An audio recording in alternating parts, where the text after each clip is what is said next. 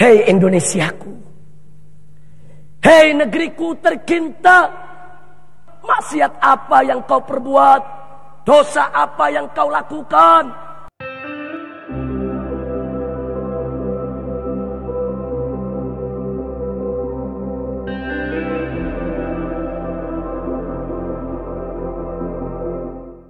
Assalamualaikum warahmatullahi wabarakatuh.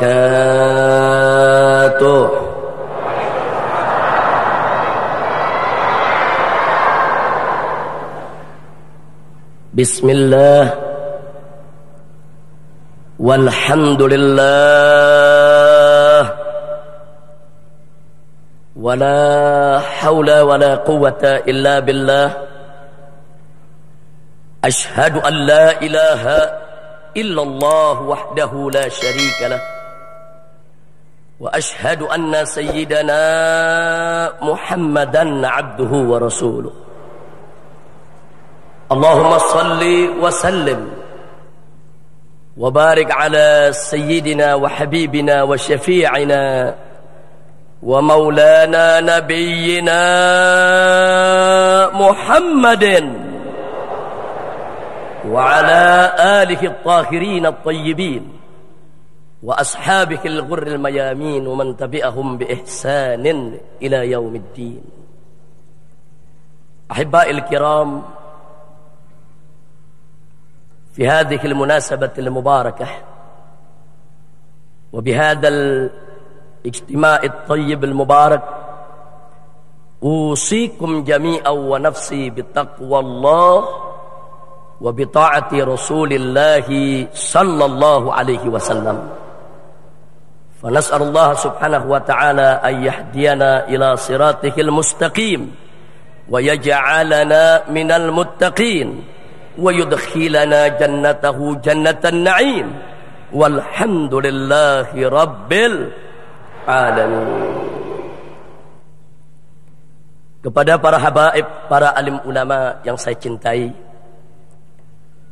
kepada segenap jajaran umara yang sama kita hormati, kepada segenap panitia penyelenggara yang sama kita sayangi, dan kepada seluruh kaum muslimin dan muslimat, hadirin wa hadirat rahimakumullah. Kita sama memaklumi bahwa acara zikir kali ini bertemakan merdeka dari maksiat. Saya patut mengacungkan jempol kepada segenap jajaran panitia, wabil khusus dalam hal ini Bapak Wakil Gubernur yang kita cintai, Bapak Fauzi Bowo, dan teristimewa untuk guru kita, ustadz kita, da'i kita, akhina al-fadil al-ustadz al-haj Muhammad Arifin Ilham, hafidhahullahu ta'ala wa ardah. Kenapa saya katakan patut kita acungkan jempol?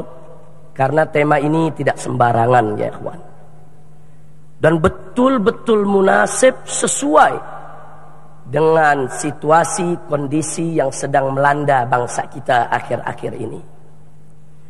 Kita bisa sama melihat dalam beberapa tahun terakhir ini bencana datang bertubi-tubi menghantam negeri ya ikhwan. Gempa demi gempa, longsor demi longsor, banjir demi banjir, kebakaran demi kebakaran, mulai dari kebakaran di tengah kota sampai kebakaran di tengah hutan. Tidak sampai di situ, bahkan pertumpahan darah demi pertumpahan darah yang telah mengorbankan ribuan anak bangsa. Dan puncaknya kita lihat bagaimana terjadinya gelombang tsunami yang menghantam saudara-saudara kita tercinta di Aceh.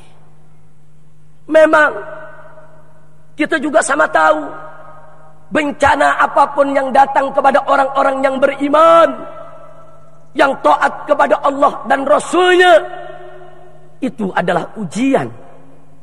ujian untuk mensucikan diri mereka dari dosa dan untuk mengangkat derajat mereka di sisi Allah.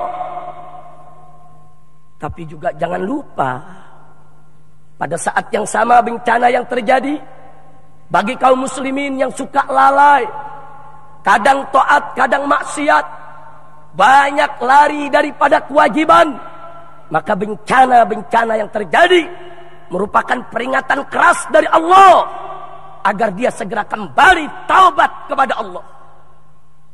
Dan juga jangan lupa, saudara, pada saat yang sama bagi orang-orang kafir, fasik, munafik, mereka-mereka yang tidak ada kebaikan dalam dirinya, yang selalu maksiat kepada Allah, maka bencana yang terjadi merupakan siksa yang dikedepankan oleh Allah dalam kehidupan dunia. Dan siksa akhirat jauh lebih pedih dari itu menanti mereka, ya ikhwan. Karena itu pada kesempatan hari yang berbahagia ini, saya tidak hendak untuk menghibur hati saya maupun hati jamaah kaum muslimin dengan hanya mengatakan, sudahlah, bencana-bencana yang terjadi di Indonesia ujian untuk kita.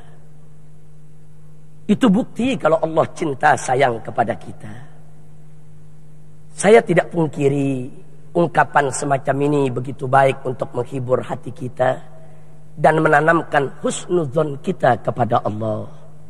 Tapi jangan lupa, terlalu banyak menghibur diri, nanti kita jadi lupa diri, saudara.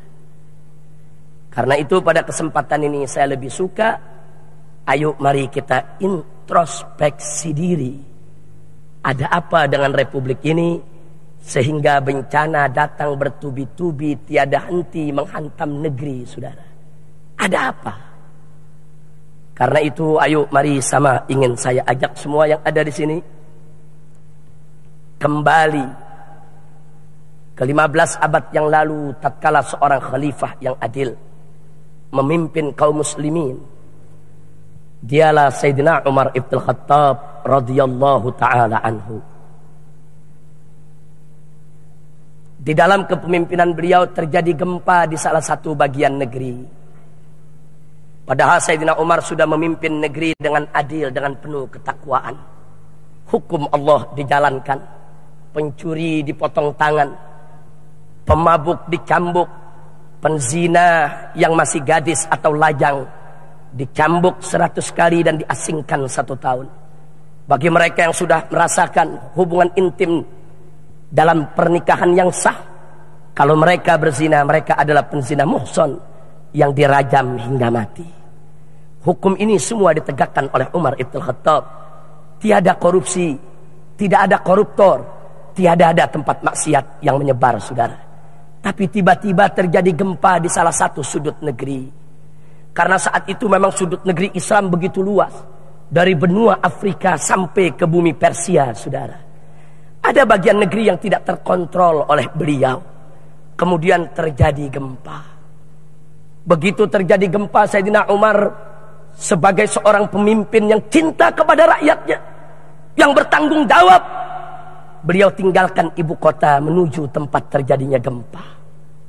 Sampai di sana, beliau kumpulkan rakyatnya yang baru saja mendapat musibah, saudara. Begitu sudah kumpul, beliau ajukan satu pertanyaan. Apa gerangan pertanyaan yang ditanyakan oleh Sayyidina Umar? Luar biasa menakjubkan, saudara. Ternyata Sayyidina Umar tidak bertanya tentang berapa besar harta benda yang musnah. Tidak. Sayyidina Umar juga tidak bertanya tentang berapa banyak korban nyawa yang melayang akibat gempa. Tidak. Tapi yang ditanya oleh Sayyidina Umar ibn Khattab adalah, hei kaum muslimin, hei rakyatku, maksiat apa yang kalian perbuat? Dosa apa yang kalian lakukan sehingga gempa ini bisa terjadi, menjadi bencana menimpa kalian? Masya Allah, saudara, Sayyidina Umar lebih memilih mengajak rakyatnya introspeksi ketimbang menghibur diri. Bisa saja kalau Sayyidina Umar mau mengatakan, sabar, tenang, ini ujian Allah, sebagai bukti Allah cinta kepada kita. Rakyatnya senang, tenang. Tapi Sayyidina Umar tidak lakukan itu. Yang dilakukan oleh Sayyidina Umar Ibn Khattab adalah mengajak rakyatnya untuk introspeksi diri. Maksiat apa yang kalian perbuat sehingga bencana ini bisa terjadi? Karenanya ibadallah, ini yang tadi saya katakan, bahwa pertanyaan Sayyidina Umar mengagumkan dan mengagetkan banyak orang. Beliau tanpa tedeng aling-aling, terbuka, fair, terus terang. Beliau tidak takut rakyatnya tersinggung kepada beliau, tidak. Beliau tanyakan dengan tulus kepada rakyatnya untuk mengajak mereka introspeksi diri. Jadi bukan mengintrospeksi orang lain, tapi introspeksi diri. Baik ibadallah, dari pertanyaan ini muncul pertanyaan lain di benak kita. Ada apa Sayyidina Umar menghubungkan antara gempa bumi dengan dosa? Ada apa Sayyidina Umar menghubungkan antara bencana dengan maksiat? Ada apa?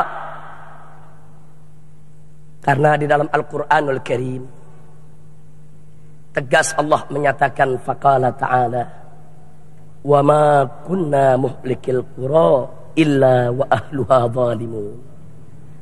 Kata Allah dalam Al-Quranul Karim, tidak sekali-kali kami binasakan suatu negeri, kami hancurkan suatu perkampungan, kami hancurkan suatu wilayah, kecuali penduduk di negeri tersebut sudah menjadi orang-orang yang zalim. Jadi kalau sudah terlalu banyak kezaliman, niscaya bencana akan datang, saudara. Kemudian kalau kita lihat lagi firman Allah yang lainnya, faqala ta'ala, walau anna ahlal qura amanu wattaqau lafatahna 'alaihim barakatin minas sama'i wal ard walakin kadzabu fa akhadnahum bima kanu yaksibun. Shadaqallahul azim.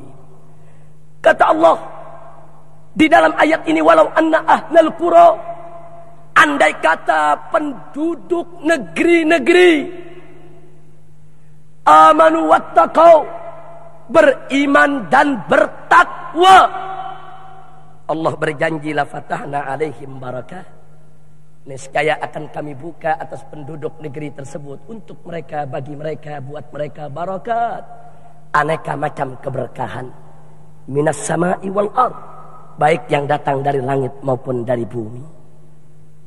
Walakin kadzabu, akan tetapi saudara sayang sejuta sayang, kadzabu, penduduk negeri-negeri banyak yang mendustakan ayat-ayat Allah, mendustakan agama Allah, mendustakan hukum Allah. Lalu apa yang terjadi? Fa'akhadnahum bima kanu yaksibun, maka kami hukum mereka, kata Allah, dengan apa yang mereka perbuat. Dari ayat ini jelas Allah menyampaikan kepada kita dua keputusan, dua sunnatullah. Yang pertama, kalau penduduk satu negeri beriman dan bertakwa kepada Allah, Allah pasti berkahi mereka, sehingga mereka akan jauh dari bencana dan mara bahaya. Yang kedua sebaliknya, bila penduduk satu negeri maksiat kepada Allah, kemungkaran merajalela di mana-mana tanpa ada kepedulian untuk menegakkan amar ma'ruf nahi munkarnya, maka siap-siap bencana pasti datang, saudara. Dan ingat, kalau bencana sudah datang, Allah berfirman dalam Al-Quranul Karim, faqala ta'ala, wattaqu fitnatan la tusibanna alladhina zalamu minkum khassa. Kata Allah, wattaqu, takut dong kamu sekalian, pelihara dong, jaga dong, jaga, kata Allah, kamu punya diri. Jaga dari apa? Fitnatan, jaga daripada fitnah yang bisa berupa bencana, musibah, bala dan malapetaka, yang kalau sudah datang la tusibanna alladzina zalamu minkum khassah. Dia tidak hanya menimpa khusus orang yang zalim saja, tidak. Tapi orang baik pun akan terkena, saudara. Maka itu suatu hari Rasulullah Shallallahu Alaihi Wasallam pernah pulang ke rumahnya dalam keadaan gemetar ketakutan, berkeringat dingin. Kemudian beliau disambut oleh istri tercinta Sayyidatuna Zainab binti Jahsy radhiyallahu taala anha.